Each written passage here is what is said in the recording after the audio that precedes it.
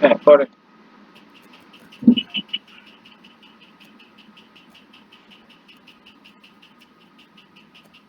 এখানে total information field কার্ডে product add করছো? হ্যাঁ কার্ডে প্রোডাক্ট অ্যাড করছো? হ্যাঁ ওই যে বাই বাই নাওতে ক্লিক করছি সরাসরি। হ্যাঁ হ্যাঁ ঠিক আছে। এখন এটা চেক করে কনফার্ম অর্ডার করলে পেয়ে যাবো আবার।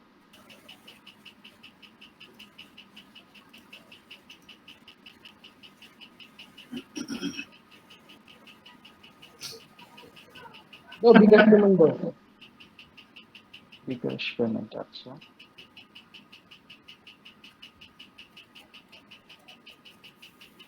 এখান থেকে ক্লিক করলেই তো সাকসেস ক্লিক করো।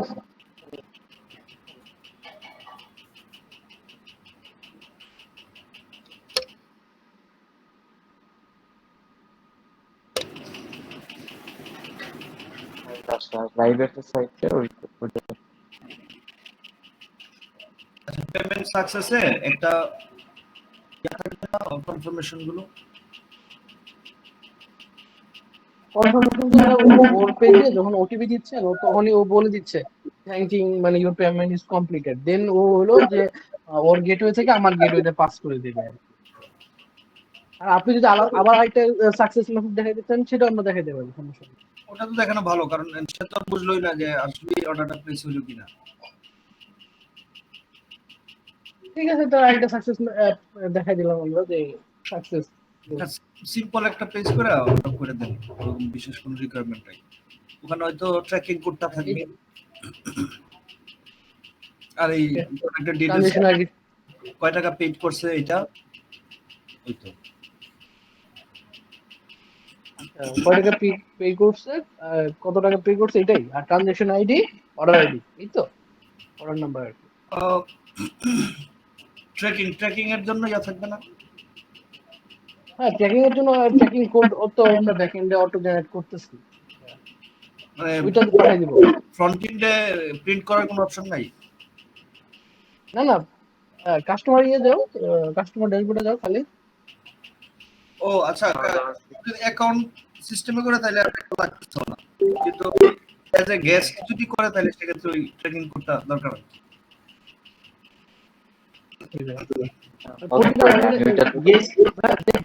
হ্যাঁ মহসিন ভাই, যে গেস্ট হোক, হ্যাঁ কিন্তু আপনার একজন কাস্টমার, হ্যাঁ আমরা যেটা করতেছি সে গেস্ট হিসেবে আসলে তাকে আমরা এজ এ কাস্টমার হিসেবেই ট্রিট করতেছি, ঠিক আছে?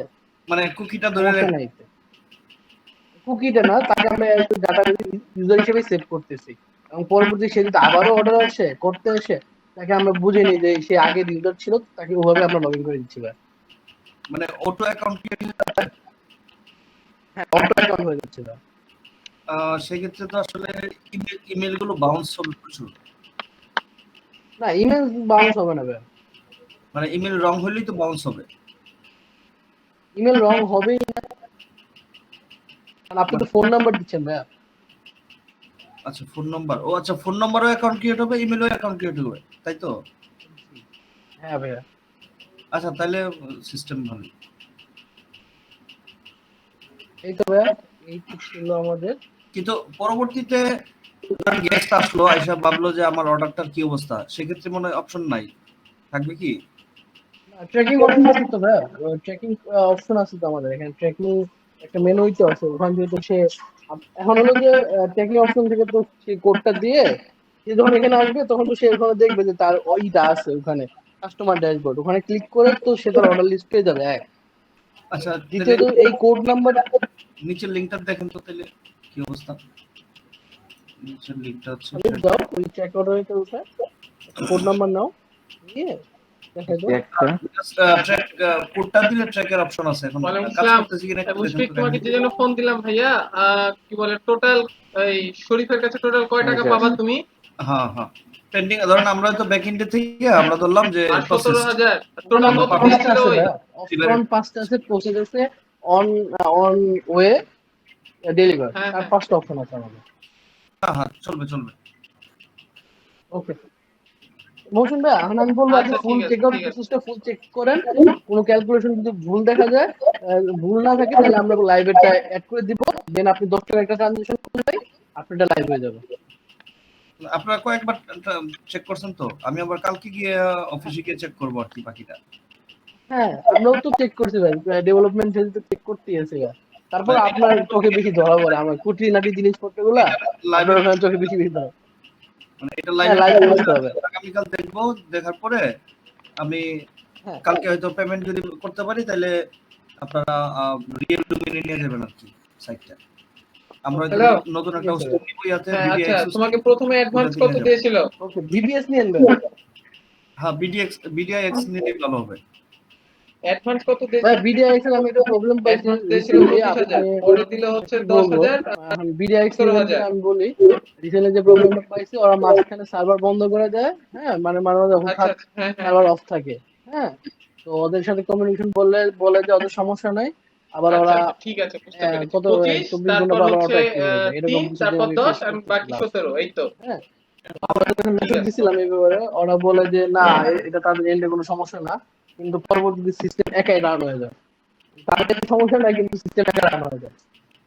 ভালো হোস্টিং প্রোভাইডার কাছ থেকে হোস্টিং নিলে ঠিক হবে, এটা ওকে থাকবে না?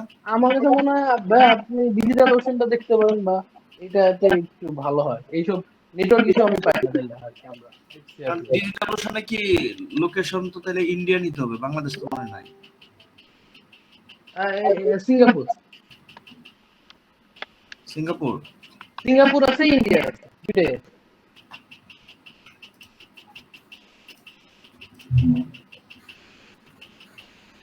আচ্ছা হোস্টিং এর ব্যাপারটা আগামীকাল ডিসিশন নিব কি করা যায়। ওকে বিডিএক্স এর ব্যাপারে আমরা বলতেছিলাম কারণ আমাদের তো হইলো মার্কেট হচ্ছে বাংলাদেশি, অতএব বিডিএক্স হইলে ফার্স্ট হইতো আর কি। হ্যাঁ বিডিআই আসলে ফার্স্ট হতে পারে, ওই যে বললাম কিছু কিছু সময় ডিলে থাকে, বা সার্ভার ঠিক মতো কাজ করে না, নেটওয়ার্ক ইস্যু থাকে, ল্যাগ পায়, তখন কিন্তু ভাই এগুলো জিনিস মাথায় রাখতে হবে আপনার আর কি। আচ্ছা এই ব্যাপারটা তাহলে হোস্টিং প্রোভাইডারের সাথে আলাপ করে নিতে কারণ হবে। আমি যদি ভাই ফেস না করতাম তাহলে আপনাকে আমি বলতাম না। হ্যাঁ বলছেন আমি ভালোই কিন্তু ফেস করছি লাইভ। থাকলো। কারণ আমি ভাই যে পরশু দিন আমার একটা ডোমেন হোস্ট করছি বিডিআইএক্স এ, পরশু দিন লাস্ট উইকে হোস্ট করছি, 3 দিন পরে সাইট ডাউন, আমি না সার্ভার অ্যাক্সেস করতে পারতেছিলাম না কিছু অ্যাক্সেস করতে পারতেছিলাম। হ্যাঁ বলতেছে যে আমার সার্ভারটা নাকি রুট মোডে কি রিকভারি মোডে চলে গেছে। তো আমি ওদের নক দিলাম, রিকভারি মোডে কেন চলে যাবে, তো ওরা বলে যে এটা আমার এন্ডে কোনো সমস্যা না। আমি ওদের সাথে প্রায় 4-5 বার মেলে কথাবার্তা বলছি, তারপর ওদের কাস্টমার সাপোর্টে ফোন দিয়ে রাগারাগি করছি। হ্যাঁ তার 1 ঘন্টা পরে 2 ঘন্টা পরে সার্ভার আবার অন হয়ে গেছে। আমি তখন আবার ফোন দিছি, ভাই তাহলে এখন কি সমস্যা ছিল, এটা আমার এন্ডে কোনো সমস্যা নেই। এটা কোন প্রোভাইডার? বিডিআইএক্স এর ওই যে এক্সন হোস্ট। একজন হোস্ট যদি প্রবলেম করে তাহলে ট্রাস্ট করবো কাকে? তাহলে মেট্রো বিপিএস নিতে হবে তাহলে। মেট্রো আমি আপনার কমিউনিকেশনের মেথড দেখাতে পারবো যে এটা আমার কি লেভেলের মানে কথাবার্তা হয়েছে, আর পরে পরে স্ক্রিনশট করতে যে আমার এই রুট মোড কেন যাবে। মেট্রো বিপিএস এর প্রাইস বেশি কিন্তু মনে হচ্ছে প্রমিজিং। আর মেট্রো বিপিএস এ একজন জব করে আমার পরিচিত। আমার কাছে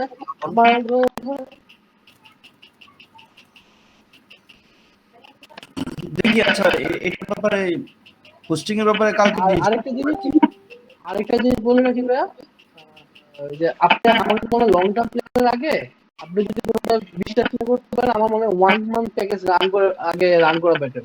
1 মাস প্যাকেজ যদি দেখেন মনে হয় যে সার্ভিস ভালো, তাকে লং টার্ম করা। আচ্ছা এটা দেখি কালকে ডিসিশন নিতে হবে এডমিন টুইনের সাথে আলাপ করে আমার ফ্রেন্ড। আর হচ্ছে আপনি একটু আবার ইয়াটা অন করেন তো,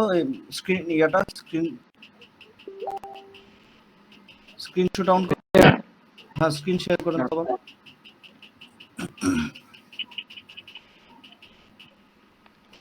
আচ্ছা এটা হচ্ছে আপনি হোম পেজে যান, আমি একটা জিনিস দেখাই।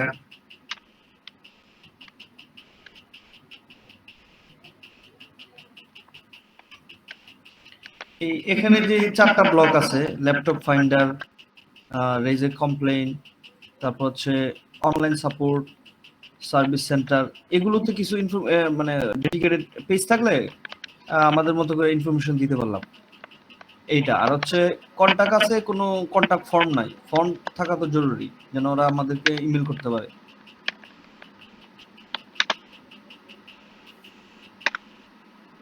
আচ্ছা, এইগুলো বলতেছেন যে পেজ লাগবো।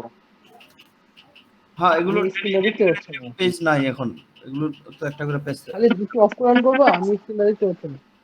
Simple just information. বুঝলাম না ভাই, আবার এই চারটা আমি স্ক্রিন ব্লক দেখতে এরিয়া নাই পাচ্ছি আর না। কি। ও দাঁড়ান, আমি আবার শেয়ার করতেছি।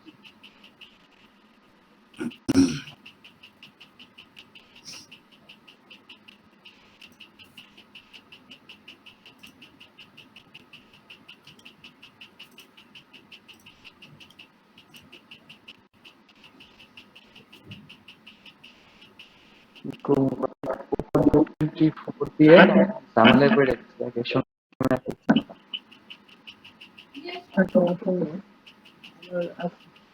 আর আরেকটা কি বললেন ভাইয়া? এই যে চারটা ব্লকের ডেডিকেটেড পেজ থাকবে, আর আরেকটা হচ্ছে কন্টাক্ট আছে, একটা ফর্ম থাকবে যেন কন্টাক্ট করতে পারে।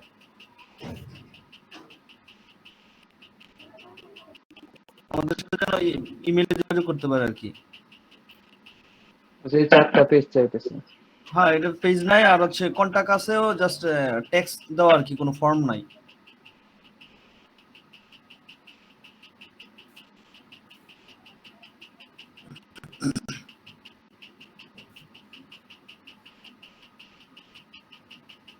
ভাই এটা আগে থেকে ভাই বললে ইনস্টাতে ভালো কিন্তু হতো। কোনো ফর্ম নাই ভাই, কোনটা ফোন নাম্বার দাও।